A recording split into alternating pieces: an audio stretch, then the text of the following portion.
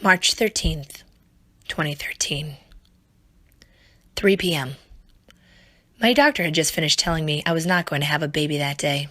Awesome, I thought. I have 7 more days to become the perfect parent. I could do that. I'd been preparing for months by taking DHA for optimal child brain development and going to prenatal yoga and massages to minimize the amount of stress my baby would absorb in utero. I mapped her on the outside of my belly and put her inside of a snow globe to turn her into art. I even had a birth plan that included the perfect blend of essential oils, candles, and a playlist that could keep me going for a potential 36-hour labor experience. In 7 more days, I could give just 1 more presentation to the board of directors. I could do just 1 more deep clean of my apartment. I could pull off some kind of crazy Pinterest-inspired craft project that would demonstrate how many hormones were surging through my body and how much I loved my unborn child. This was going to be my ultimate wrap-up week. I was lost in thought, looking forward to glowing as I told everyone about my miraculous water birth. I was pulled out of my daydream with what might as well been a slap in the face. My doctor finished her appointment with, "You'll likely go 1 to 2 weeks over."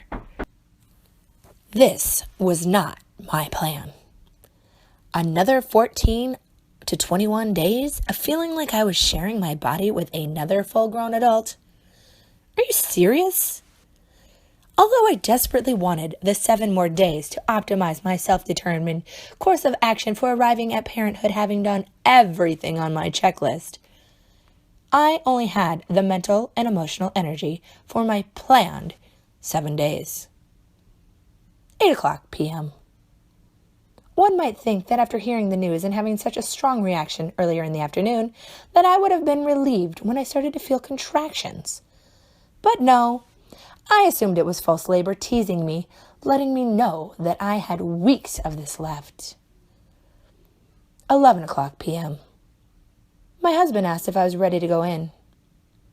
In his opinion, 3 hours of trying to get comfortable was enough. I had been told by many women that they had gone into the hospital thinking they were going to have a baby and they were just sent home again. I did not want to go through that. I had just been told hours ago that I was not having a baby this day. So I decided to turn on Jimmy Fallon and have a dance party in my living room to the newest Justin Timberlake song, followed by walking laps around my apartment like I was training for a 5K. 2:00 a.m. I started to feel the sensations of intense discomfort, followed by waves of being internally on fire. I thought, this is why people ask for labor drugs. And with that realization, it was time to go. We called my mother-in-law, the doula, who arrived as my husband frantically was looking for the health insurance card that I was holding in my hand. 2:30 a.m. I just finished waddling from our 3rd-floor walk-up apartment to our newly leased Ford Focus on the street. Every one of my steps had been punctuated by a groan, and a need to grab onto something for dear life, similar to a lengthy death scene in a rated B movie. 2:34 a.m. My mother-in-law kept telling me to save my energy because I kept saying, "I really feel like I need to push." She told my husband not to worry, that when it's time for the baby to come, I would not be able to talk. He remained worry-free as I kept passenger seat driving by trying to give directions. 2:36 a.m. I calmly state, "Guys, I'm gonna have a baby," which is likely why they thought that I had just come to some kind of realization that I was going to be joining the Mother Club, a special group reserved for those that have stopped putting pictures of their pets or Facebook or food on Facebook, and instead they jam your feed with all of the amazing things their kid has done every day. 2:37 a.m. Guys, I feel like I'm sitting on her head. 2:38 a.m. Oh my God, there's a baby. There's a baby in my pants. 2:38 and a half. Stop the car! My mother-in-law shouted. My husband did what he was told and stopped the car in the middle of a one-way street. Not here, she barked at him, after actually pulling over The next few moments were like the two of them were some kind of car-birthing ninja team. She perched on what seemed like one tiptoe on the center console, while he rolled across the hood of the car to pull my pants down, retrieve the baby, hand her to me. He was about to cover us with his jacket when I saw it. 2:42 a.m. Time stops. My worst fear. The umbilical cord is wrapped around my daughter's neck.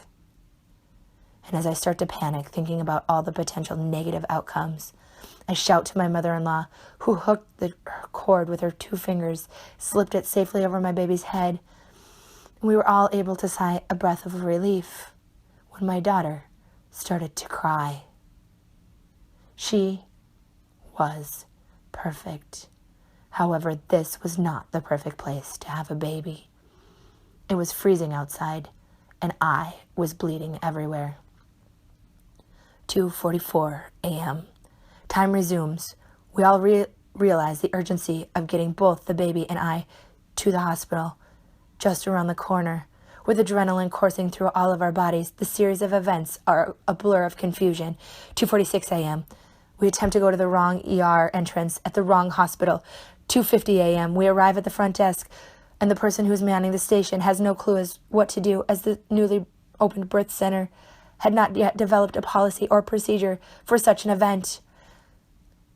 2:48 a.m. A nurse tries to take my still attached daughter from my arms. 2:50 a.m. I am standing bare-assed with my pants around my ankles, trying to figure out what to do. 2:55 a.m. We are all in a room full of people checking to make sure that we are okay. Machines are beeping, IVs are flowing. There's sound of a newborn baby crying. 3:00 a.m. Doctor, you are not going to have a baby today, walks in and declares, well, you two are the last people I thought I'd see today. Thank you.